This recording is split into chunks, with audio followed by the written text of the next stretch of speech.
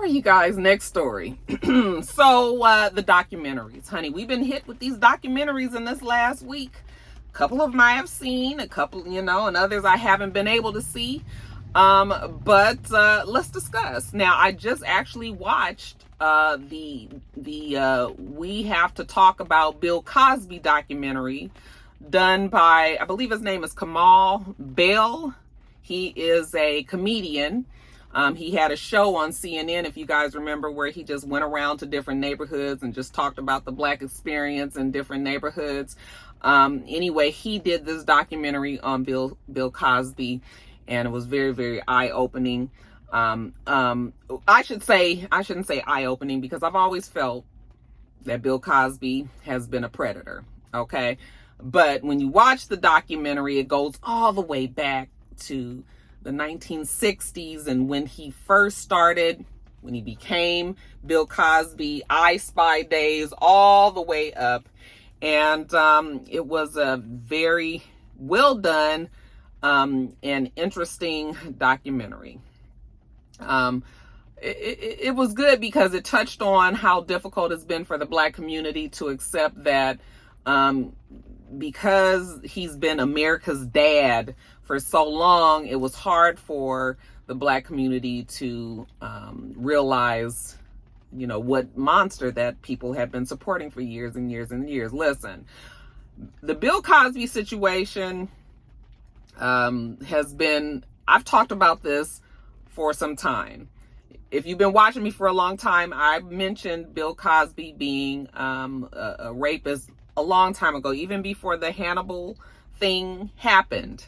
Okay, because there were always rumors, and it would always come up, and then it would just be immediately squashed. But I remember talking about it on this channel, and I had a lot of people. This is before it started to really get well known, but I had a lot of people that were pissed at me.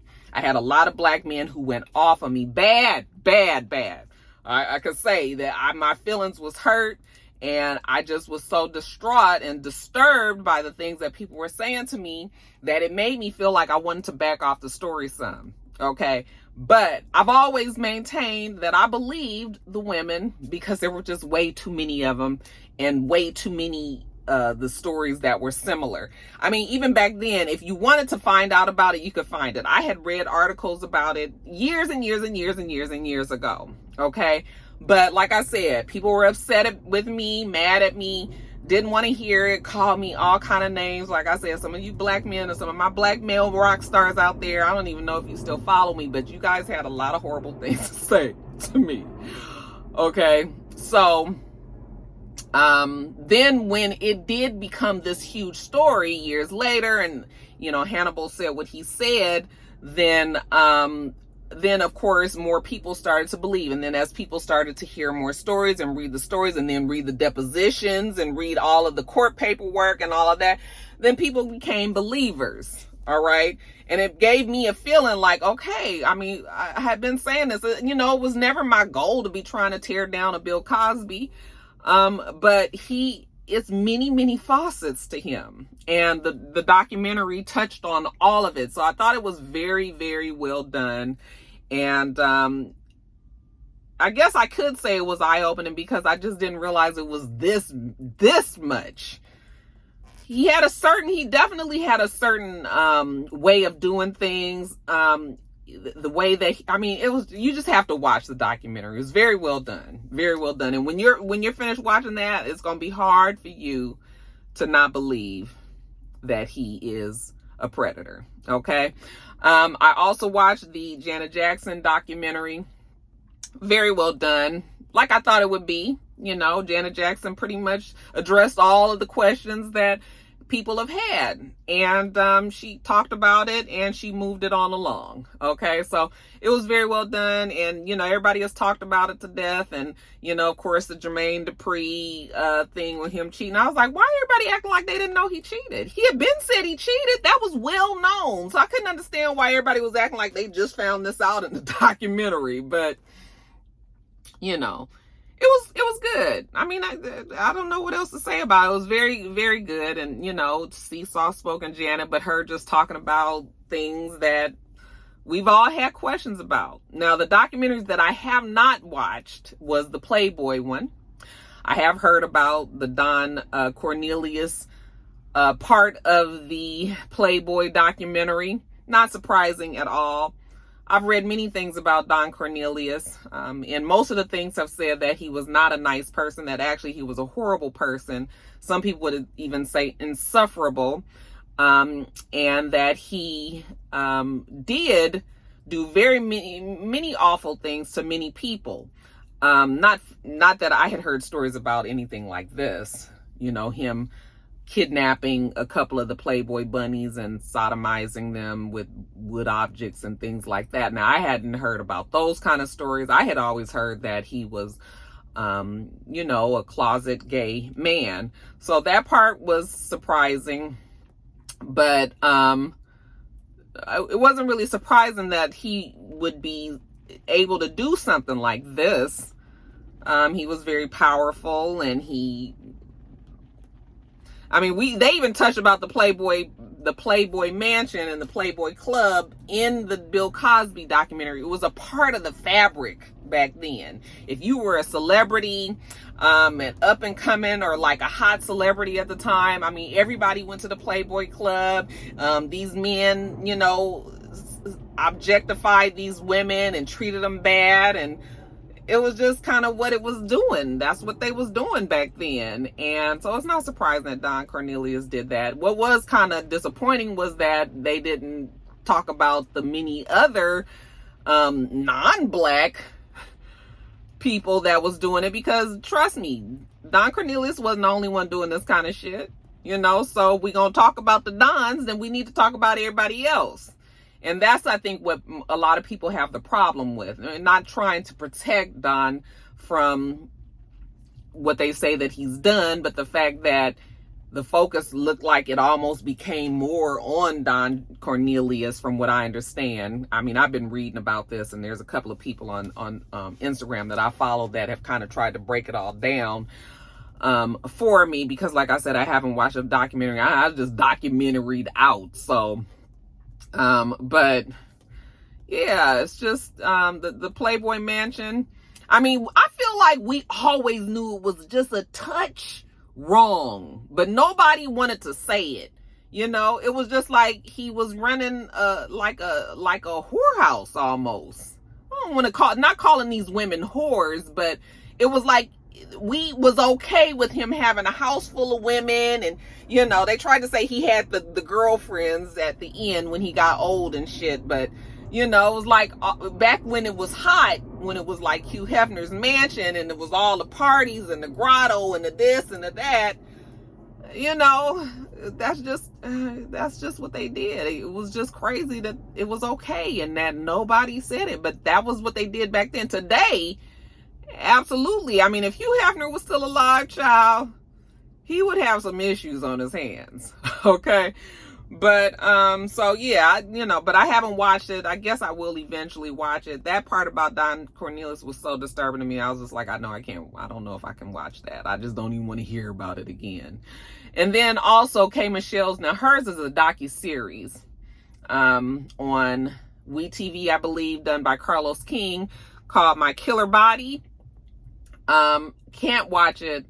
I really want to watch it. I'm happy for K. Michelle that she's got this gig, but you guys, my stomach is so weak. I cannot watch that kind of stuff. I can't hear about that kind of stuff. I have an idea of what's going to be going on the show, but I can't. Just the thought of it makes me, like, right now when I talk about it, I get like my mouth is watery. Like, I feel like I got to swallow a few times. So it's just sort of like, yeah, I already know this show is just not going to be for me. So it's going to be something that I can't watch. But good for her that she's doing this show and bringing light to the surgeries that women are getting that have been dangerous to their bodies and might even kill them. It's something that people need to be aware of, especially in this day and age when the Brazilian butt lifts and all of the injections and things have become so popular that people are willing to do it very unsafely so, going to doctors that have no experience, people that might not be licensed. I mean, it's just like running the gamut, going out of the country, going to get things done. They say that butt lift thing is very, very painful. And, they said that it's actually very, very dangerous cutting, because I guess you've got like all of these, I know I'm saying this wrong, not veins, but you've got all of these vessels and shit that go through your ass. That's really important. So the blood flow and all of this. So, I mean, you can't be having issues with your ass, and so that being said, you guys, I haven't watched it, but good for her. Okay. Is K. Michelle still getting surgery on her or not? Okay. And now when I see her, she looks different. I'm hoping that if she is still doing surgery on her face and stuff, that, it's being done safely. So, I'm not real clear on, it seems like she was having so many surgeries to correct everything. I'm not sure where she is with that, but I know she was making it a point to try to get all of the foreign shit out of her body so that she can be on her journey to healthiness. So I'm just like happy for her that she's on this show, that she's got this show and she's bringing light to it. Her and other people that have been down that road. But she is the host from what I understand. And also, side note, K. Michelle's going to be on, I saw the commercial for Single Black Female. Finally saw the commercial because they was asking if I saw it on in my book club meeting the other day. But I did see it, and it's Raven Goodwin and the other girl from Dear Jane. Was that the name of the damn show? With Gabrielle Union? I can't even think of the show. But remember, I've always thought that girl looked just like Raven Goodwin. Is it Raven Goodwin? Anyway, those two girls. The girl from Glee, Amber Riley. That's who it is. Amber Riley and Raven Goodwin. I've always felt like those two favored each other. This is a perfect role for them.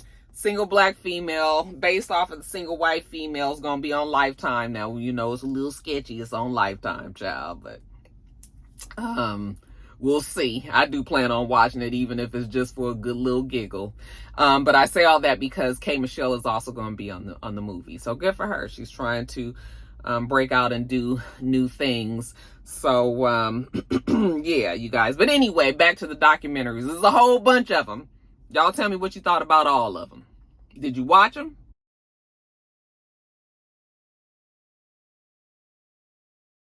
Okay, you guys. So, what's going on with TishaCampbell?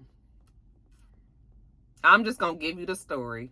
I'm not going to make any judgments one way or the other today because I've learned my lesson with Jussie Smollett. Okay? But with that being said, y'all, it seems that TishaCampbell came onto social media the other day, last week, and she was very frantic, and she was saying how she was just almost scooped up by a sex predator, she felt, because she was staying in a hotel. She's filming somewhere out in Texas. I think they said Brownville, is that the name of the city, in Texas, and she needed car service.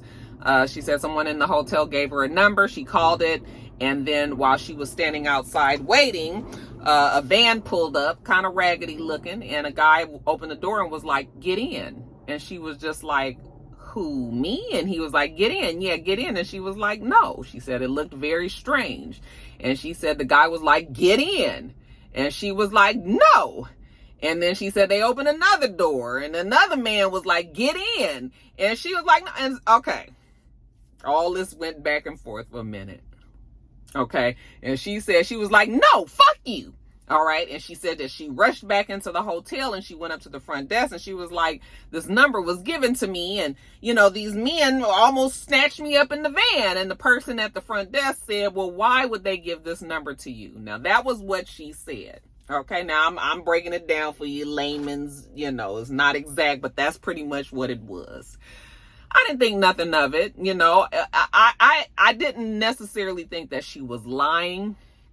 What I thought was maybe she was just putting 20 on 10. You know how sometimes we got to embellish a story just so it can be more exciting for somebody, so when we be telling our friends, That might not have been exactly what happened, but it was somewhere along them lines. Because what I had envisioned was maybe she was standing outside and some men must have pulled up, and possibly looked a little sketchy and saw her just standing there looking and probably rolled up to her and was like, "Hey girl, where you going? Okay, I'll give you a ride." And she probably was like, "No, thank you." And they was like, "You can come on in." Open the door like, "We'll take you." And she was like, "No." All right. And then probably went back inside. But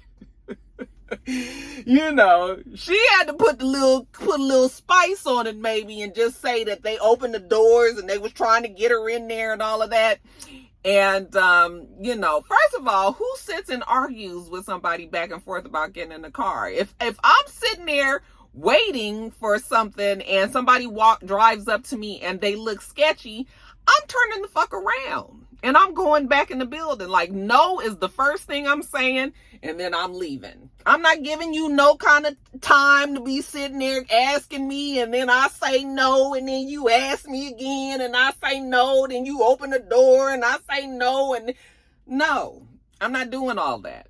I'm going the fuck back inside, and I'm going to wait inside until my actual lift comes, or I'm going to try to get something else going. But yeah, so I was just like, well, maybe she just 20 on 10. We got friends like that. Okay. But her story caught the attention of the Brownsville Police Department. And they was like, "Oh, no, we don't have this happening in our city. So let's launch an investigation." And I was like, oh. So evidently they launched this investigation, and they say that they don't have any record of her staying in a hotel out in Brownsville. They don't have no record of surveillance cameras or anything like this happening, all of that. Now, once they put that out, then her people said, okay, well, you wouldn't, because she wasn't staying in Brownsville. She was staying in a hotel in South Padre City. Okay. I don't know how far that is, whatever, but they didn't check South Padre. They was looking in Brownsville, from what I understand. So that's why. But I guess it's going to be up to South Padre City if they decide that they want to investigate and take this further too. But Brownsville has made it very, they've pretty much said without saying it that she was lying. All right. Now, like I said, no judgment. I'm not going to I ain't going to say one way or the other, because I was all for Jesse at the very beginning. And then I found out my feelings was hurt like everybody else. Nigga face was cracked on the ground, molded, all of that, when we found out that he actually was lying. So we know that people do it. Not saying that she's doing it, but we know that people do it. And so that is the reason why I'm just going to reserve the way I feel. And I'm going to wait to see if they get some stories that will corroborate this, this accusation by Miss Tisha from South Padre.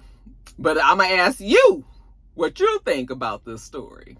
Okay. And if you think that Tisha may have either been putting 20 on 10, may have been telling the truth, or flat out lying, y'all let me know.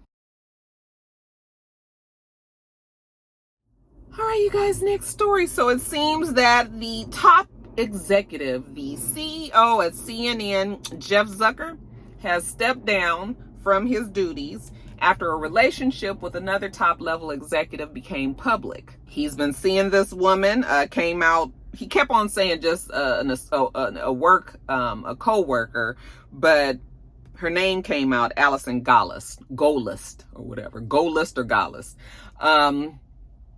But evidently these two have been seeing each other for some time. She said that when they started working together closer because of COVID, that's when the relationship flourished into something else. So I guess we can say the last 2.5 years or so that they have been in a relationship. It is part of CNN's policy to, tell if you are in a relationship, an intimate relationship with anybody that you work with. And that is pretty normal in most jobs, especially when you get to higher ups and fraternizing between each other. And, sometimes it can be some conflicts of interest there. So the company would like to know.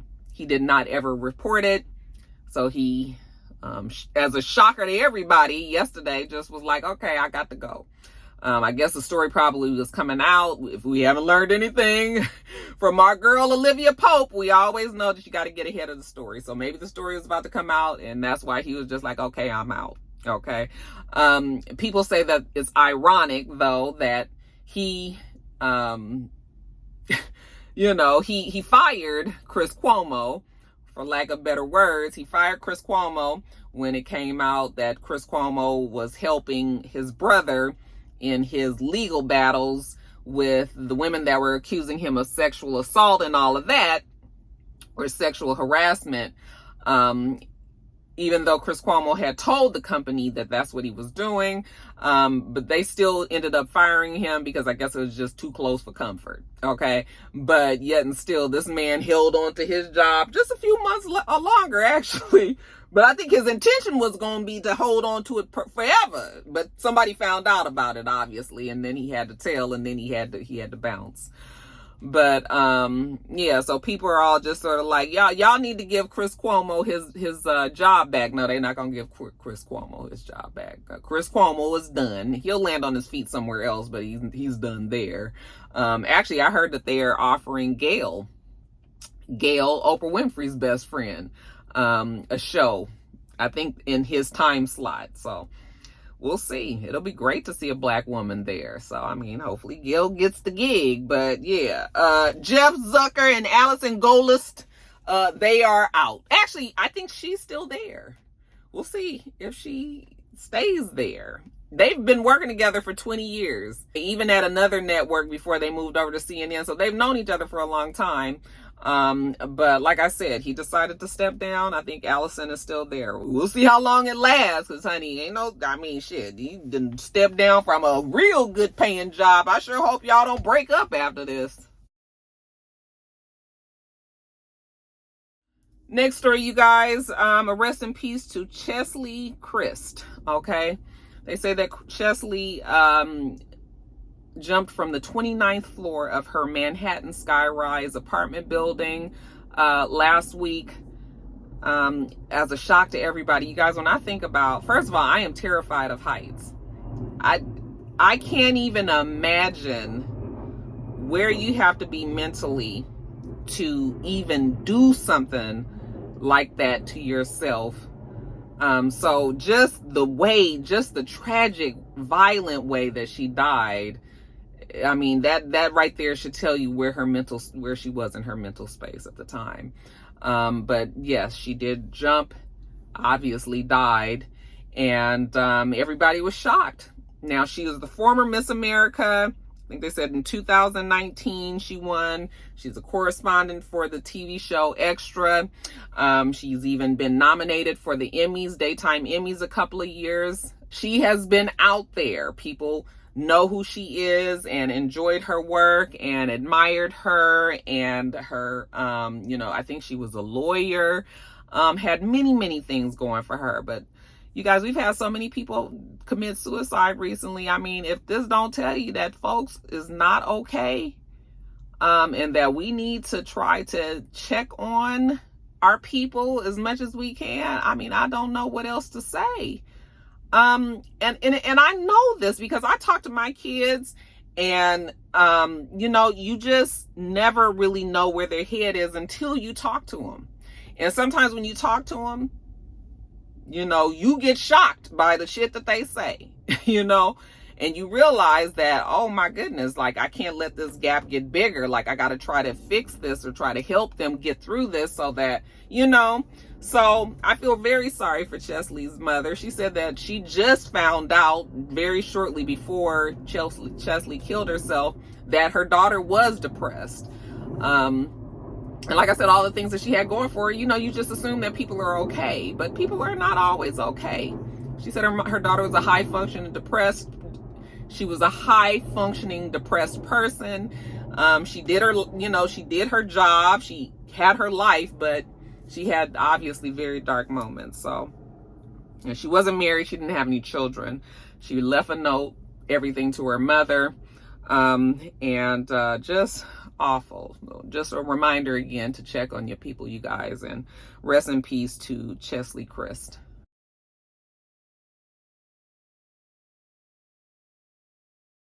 All right, you guys, next story. So JoeRogan, all right, he done pissed off the musicians and the scientific community, the medical community, on his stance on the COVID vaccine. And they've accused him of pushing falsehoods on his podcast on Spotify. Because of that, we've had a lot of musicians and other people as well that have decided to pull their content from Spotify because they feel like Spotify is supporting somebody that is putting out falsehoods about the COVID vaccine. So we've had Neil Young, we had Joni Mitchell, we had India Arie, we had many others that have decided to pull their content off. India Arie was more upset about the fact that, other than him also spreading these falsehoods, but that he makes so much money to be out there lying and carrying on. JoeRogan has the #1 podcast in the world. Okay. They say that he has 11 million viewers or listeners every show that he puts out. They say that he brings in well over $100 million streaming income from his podcast show. He is the #1 show podcast in Spotify and in the world, like I said. So JoeRogan is a big deal on Spotify. All right.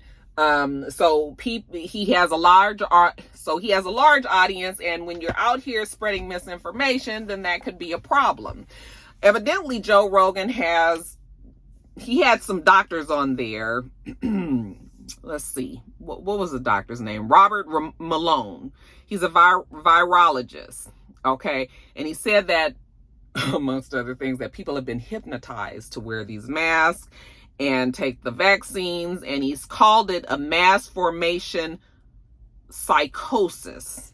Okay. He also said that the vaccine, that if hospitals can get people to take the vaccine, that they are financially incentivized. So in other words, saying that the hospitals get paid per person or something along those lines of who all gets vaccinated, which is not true. Okay.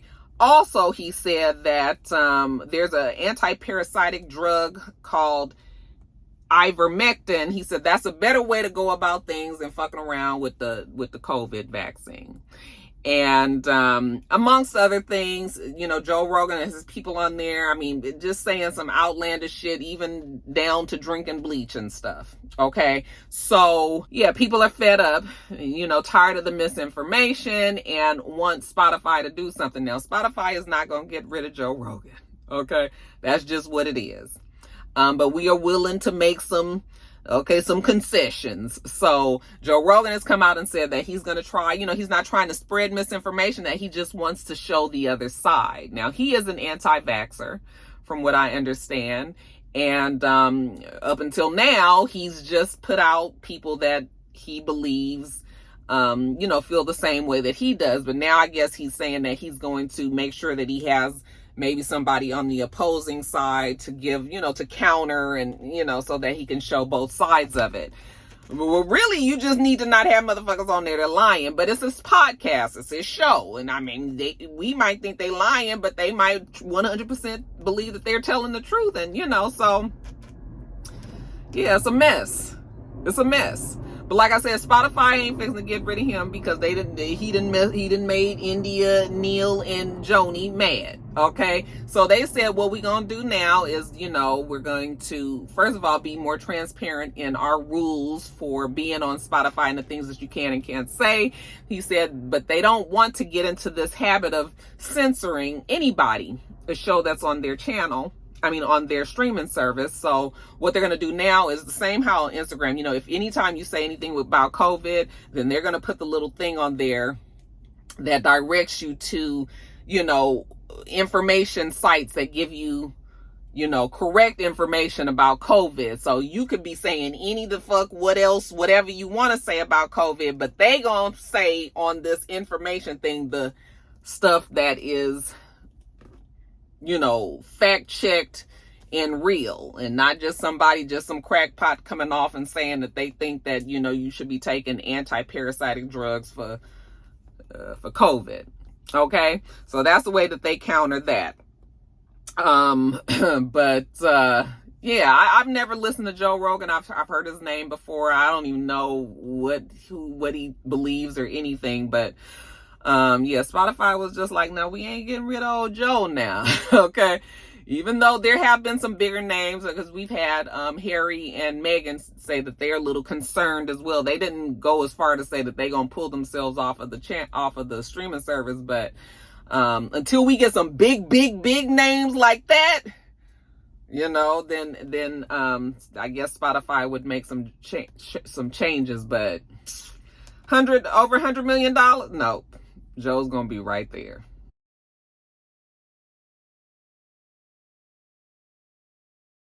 All right, you guys. So I tried to fight it. But congratulations are in order to our girl Rihanna. Okay, she did put out the pictures and announced the other day that she and ASAP Rocky are infanticipating. Okay, and I read that and my heart was a little just because I really thought that this was a phase that she was going through. But you know what? They have been together for some time, and child, if she like it, I love it. Okay, we love Rihanna here, so we just gonna have to try to figure it out a way to, you know, be okay with it. I mean, if she want to be with the man, then she gonna be with the man. Okay, she obviously believes that he is somebody worth building a future with and at least having a child with. I mean, I hope that she would not be trying to take things so lightly and just having a baby frivolously with somebody. You know, I believe that she loves ASAP Rocky. She said that she feels that he's gonna be a fantastic father. And girl, I mean, I guess. Now, I have a friend that is connected and knows certain things, and she actually told me a few weeks ago that Roxanne Rihanna is pregnant. And I just was like, I'm not going to believe that. I'm sorry, I'm not going to believe it. She was like, I know that you don't want to believe it, but it's true. It's going to come out soon. And I, you know, of course, didn't say anything here, but I just was waiting to see. And now, girl, you was right. Now, I was still holding on to thinking that maybe, you know, but something felt different about these rumors. I was like, y'all, the rumors and something is different this time. I feel like it might be happening. Remember, I told you guys that in a video, but it was still very early. But what did it for me, what kind of sealed the deal, is after my friend told me, then I was watching. Did you guys see when she was in Sephora and they left the store open after hours so that she can come in and go shopping, and she had on this big orange jacket, which was not unnormal for Rihanna. She likes to wear big clothes, but she was holding on to that fucking jacket, honey. She was not letting that coat open, and she kept on grabbing it. She kept having her hand right here, and I was just like, yeah, I think that we about to find out very soon that she's pregnant. And then sure enough, a week after that video came out, or not even maybe a week, a few days afterwards, then here we come with the announcement. So, you know, I'm happy for her because she's so settled in her life. I mean, everything is great for her. I mean, it's time now for a baby, you know? I mean, you know, are they going to get married? I know the new generations don't feel like it's a necessity, but you know, if she's happy with this baby and him, and, you know, they're going to forge a life together, then child, so be it. Can't wait to see the little baby. I mean, just happy to see this new chapter in Rihanna's life. So congratulations to the couple and the new impending bouncing baby.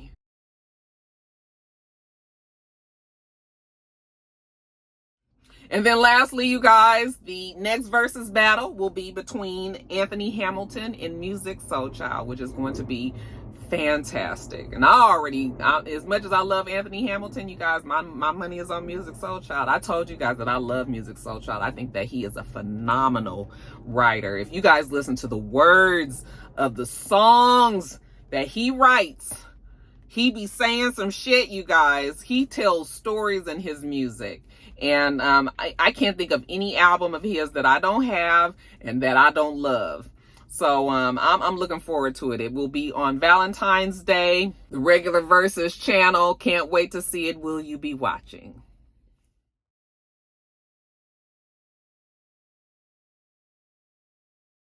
All right, you guys, that is it. Went longer than I expected. You guys, let me get off of here. Okay, we do this every single week, so make sure that you rate, comment, and subscribe, and make sure you come back.